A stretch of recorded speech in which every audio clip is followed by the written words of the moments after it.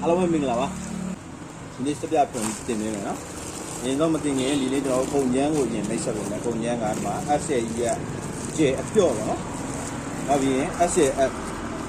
ဖို့ကြောင်းလို့လည်းခေါ်တယ်ကျွမ်းအမြုပ်ချောင်းလို့လည်းခေါ်တယ်နောက်ပြီးတော့ NEC ရဲ့စားပါမယ်နော်စားအတန့်ပါမယ်နောက်ပြီးတော့ရှိရင်ကျွန်တော်တို့အယောင်နဲ့အနံ့နဲ့ပါနော်โอเค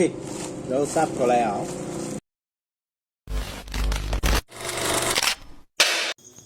ရင်ဆုံးကျွန်တော်တို့ရေ14လီတာထည့်မယ်ရေ14လီတာထည့်ပြီးတော့ရှိရင်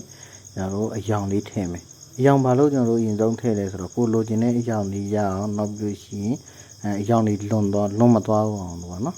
ပြီးတော့ရှိရင်ကျွန်တော်တို့ဒါကိုနှစ်ပုံခွဲမယ်နှစ်ပုံခွဲတာဘယ်လိုခွဲလဲဆိုတော့တစ်ဖက်ကိုသုံးပုံတစ်ပုံခွဲမယ်နောက်တစ်ဖက်ကိုကျတော့သုံးပုံနှစ်ပုံပေါ့နော်ပြီးတော့ရှိရင်ပုံအလွတ်ထဲကိုအစိရဲ့ကျဲကိုကျွန်တော်တို့ထည့်မယ်ကျဲထည့်ပြီးတော့ရှိရင်ကျဲထဲကျွန်တော်တို့စားလေးအနည်းငယ်ထည့်မယ်ပေါ့နော်စားလေးအနည်းငယ်ထည့်ပြီးတော့ရှိရင်ကျွန်တော်တို့ဒါသူ့ကြီးပဲကျွန်တော်တို့မှွေမယ်ပေါ့နော်ဖြူဖွေးတော့မှွေမယ်နှမ်းအောင်မှွေမယ်ဖြူဖွေးအောင်ကျွန်တော်တို့မှွေပြီးလို့ရှိရင်ကျွန်တော်အဲ့ထဲကိုရေနည်းနည်းစီထည့်ပြီးတော့မှွေမယ်ပေါ့နော်ရေနည်းနည်းစီထည့်ပြီးတော့မှွေမယ်တချို့ကျတော့ဒါကိုရေ1လီတာထည့်တာတို့တခြားရေ73လီတာတစ်ခါလေးထည့်ထားလိုက်တော့အဲ့လိုမျိုးလောက်ရအောင်နော်အဲ့ဆိုလို့ရှိရင်ကျွန်တော်မှွေရခတ်သွားလိုက်မယ်အဲ့ဆိုရှင်ကျွန်တော်မှွေမယ်မှွေပါလို့ရှိရင်ရေနည်းနည်းထည့်မယ်မှွေမယ်ပြီးတော့ရှိရင်ကျွန်တော်ဒီဟာကိုပြောမှွေလို့ကျဲသွားတဲ့ချိန်ထိပါနော်ဟိုရေနဲ့ဒီအစိရနဲ့တသားတဲ့ဖြစ်သွားတဲ့ချိန်ထိကိုကျွန်တော်ထည့်ပြီးတော့မှွေမယ်ကျွန်တော်ဖြော်လာတဲ့တက်တန်တစ်လျှောက်လုံးပါနော်ဒါဒီနီးရတာအကောင်းဆုံးပဲပြီးလို့ရှိရင်လူတက်တာဆုံးပါနော်အခုဆိုလို့ရှိရင်ဒါရေနဲ့အစိရနဲ့တသားတဲ့ဖြစ်သွားပြီပါနော်ဒါလည်းပြောရရှင်ဒီပုံလေးကိုခဏထားမယ်ပြီးတော့ရှင်ကျန်တဲ့ပုံလေးတစ်ပုံမှာကျွန်တော်အဆက်ကိုကျွန်တော်တို့ထည့်မှွေမယ်